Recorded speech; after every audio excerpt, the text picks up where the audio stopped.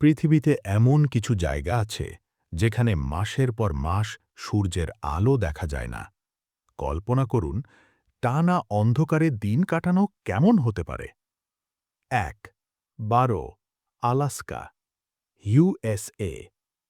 এখানে শীতকালে টানা ৬৫ দিন সূর্য ওঠে না, পুরো শহর ডুবে থাকে অন্ধকারে। ২.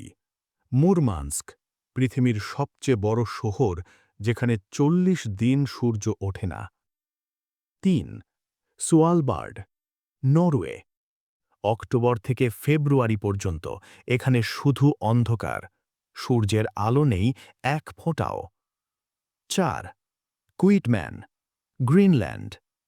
এখানে শীতকাল মানে কয়েক মাস ধরে সূর্যের দেখা নেই, বরফ আর অন্ধকার দুটো মিলেই ভয়ঙ্কর পরিবেশ।